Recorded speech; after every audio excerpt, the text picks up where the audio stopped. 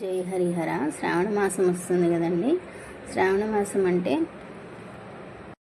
కేవలం వరలక్ష్మి వ్రతం మాత్రమే కాదండి, ఇంకా వ్రతాలు ఉన్నాయన్నమాట. అది మంగళగౌరి వ్రతం అన్నమాట. ఎందుకంటే మంగళగౌరి వ్రతం చేయడం వల్ల పెళ్ళైన వాళ్ళకు సౌభాగ్యం లభిస్తుందన్నమాట. ఎందుకు అంటే ఒక రాజుగారికి మంగళగౌరి అనే దేవత పుడుతుందన్నమాట. ఆమె ఒక ఇంటి కోడలికి చెప్తుందన్నమాట, భక్తురాలికి. పెళ్ళి 8 years ఉన్నప్పుడు చెప్తుందన్నమాట. పెళ్ళి కాకముందు, ఇదిగో నీ భర్తకి, భక్తురాల, ఇదిగో నీ భర్తకి పెళ్ళి నీకు వైదివ్య యోగం ఉంది కాబట్టి నువ్వు మంగళగౌరి వ్రతాన్ని చేసుకో. అలా చేసుకున్నప్పుడు మీ భర్త పాము కాటు వల్ల మరణించకుండా నేను కాపాడుతాను అనేసి అమ్మవారు మాటిస్తుందన్నమాట. అంటే వ్రతం చేసుకుంటుందమ్మ, పెళ్ళి అవుతుంది. పెళ్ళి అయ్యాక ఆయనకి పాము కాటు వేసినప్పుడు ఆ పాము నుంచి విషయాన్ని కక్కించి మళ్ళీ అలా అతన్ని బతికిస్తుందంట. ఇది మంగళగౌరి వ్రతంలో ఉంటుందండి.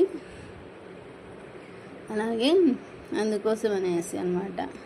పెళ్ళి కాని వాళ్ళేమో పెళ్ళైన వాళ్ళు సౌభాగ్యం కోసము, పెళ్ళి కాని వాళ్ళు భర్త మంచి ఆయురారోగ్యాలు ముందుగానే ఉండేలాగా మంచి భర్త లభించేలాంటిగా చేసుకోవాలన్నమాట.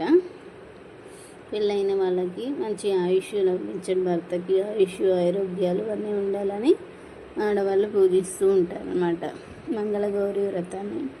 అంతెందుకండి, పెళ్ళి అయ్యేటప్పుడు కూడా ఆడవాళ్ళతో ఎంగేజ్మెంట్లోనూ లేదా ప్రతానంలోనూ మంగళగౌరి వ్రతాన్ని అంటే పూజను చేయిస్తారు కదా, గౌరీదేవి పూజని. అలా వచ్చిందనమాట ఆనవాయితీ. అది అలా వచ్చింది. రెండేది ఏంటంటే వెంకటేశ్వర స్వామి వ్రతం అండి. లక్ష్మీ స్వరూపిణితో పాటుగా లక్ష్మీ వ్రతంతో పాటుగా అన్నమాట వెంకటేశ్వర స్వామి వ్రతాలు కూడా శ్రావణ మాసంలో చేసుకుంటూ ఉంటారు చాలామంది.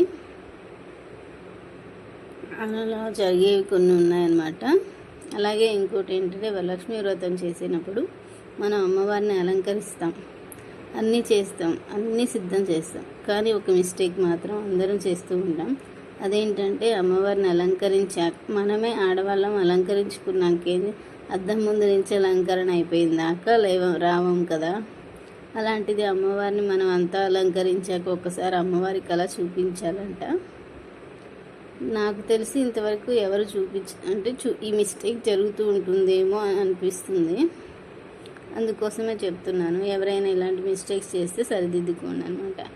నెక్స్ట్ టైంకి అమ్మవారిని అలంకరించాక అద్దంతో అమ్మవారిని చూపించాలన్నమాట. అమ్మ, నీ అలంకరణ చేశాను, నాకు వచ్చిన విధంగా నీకు నచ్చిందో లేదో చూసుకో తల్లి, నువ్వు ఎలా ఉన్నావో, నిన్ను నువ్వు చూసి మురిసిపోతున్నావా లేదా అనేది చూసుకోమ్మా, ఎంత అందంగా ఉన్నావో అనేసి చెప్పాలన్నమాట. చూపించాలి, అలాగా అద్దం చూపించాలన్నమాట. మొత్తం అయిపోయాక, అలంకరణ అంతా అయిపోయాక చూపించాలి. రెండోది, వ్రతంతో అమ్మవారిని మాత్రమే ఉంచుతాం మనం. వరలక్ష్మి వ్రతంలో అమ్మవారిని అలంకరించి అన్నీ తెచ్చిపెట్టడమే కాకుండా ఒక్క వెంకటేశ్వర స్వామిని కూడా అంటే విష్ణు రూపం ఏదైనా పక్కన ఒక చిన్న ఫోటో అయినా ఉండాలి. అమ్మవారిలాగా అలంకరించకున్నా కూడా స్వామివారి ఫోటో పక్కన అలా ఉంచాలన్నమాట. అమ్మవారు ఒక్కటే ఉండదు కదా, స్వామి లేకుని అమ్మవారి పూజ అసంపూర్ణం అంటారు కదా. అందుకనేసి వరలక్ష్మి వ్రతంలో చిన్నదైనా పెట్టాలన్నమాట. అందుకనే శ్రావణ మాసంలో వెంకటేశ్వర స్వామి వ్రతాన్ని కూడా చేస్తూ ఉంటారు. తెలియక ఇలాంటివి జరిగేటప్పుడు ఆ అమ్మవారు వెంకటేశ్వర స్వామి పక్కనే ఉంటారు కదా, స్వామిని వదిలిపెట్టి అమ్మవారు ఉండరు కాబట్టి ఇలా అయినా వరలక్ష్మి వ్రతం తెలియని వాళ్ళకి ఈ వెంకటేశ్వర స్వామి వ్రతం రూపంలో అయినా సుఖ సంతోషాలు, ఐశ్వర్యాభివృద్ధి కలగాలనేసి అలాంటి వ్రతాలను చేయించేవాళ్ళంటండి పూర్వము.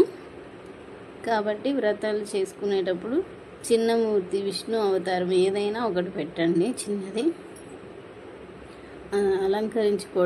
అలంకరించకపోవడం అనేది మీ ఇష్టం అన్నమాట. అలాగే రెండోది ఇస్తినమ్మ వాయనం పుచ్చుకుంటినమ్మ వాయనం అంటారు కదా, అలా వాయనాలను మనం ఇస్తూ ఉండడమే కాకుండా సమయం కుదిరినా కుదరకపోయినా వాయనాలన్నిటినీ తీసుకోవడానికి కూడా వెళ్ళాల్సిందే అనమాట. అలా వెళ్ళడం వల్ల లక్ష్మీ స్వరూపిణి ఏ ఇంటి వాయనం నుంచైనా మనకు ఉంగుబట్టుకొని వస్తుందంటండి. అందుకనే ఇస్తినమ్మ వాయనం పుచ్చుకుంటినమ్మ వాయనం అంటారనమాట. అవతల వాళ్ళ లక్ష్మిని మనం తెచ్చుకుంటున్నాం అనేది కాదు ఇక్కడ, కానీ అమ్మవారికి ఎవరి వ్రతం మెచ్చినప్పుడు ఇంకో స్వరూపిణిగా అమ్మవారికి ఇక్కడ ఉండాలి అన్నట్టుగా వస్తుంది అన్నమాట. అది ఎలా అంటే చంటి పాప మన పాప అమ్మ కొంగును వదలకుండా వస్తుంది కదా, అలా కొంగు పట్టుకొని వస్తుందంట అమ్మవారు, లేదా వాయన రూపంలో అయినా వస్తుందన్నమాట. అందుకనే ఇస్తినమ్మ వాయనం పుచ్చుకుంటున్నమ్మ వాయనం అనేసి తెచ్చుకోవాల్సింది కంపల్సరీగా. Thank you so much. ఇలాంటి మరిన్ని వీడియోస్ కోసం ప్లీజ్ లైక్ చేయండి, కామెంట్ చేయండి. Thank you so much.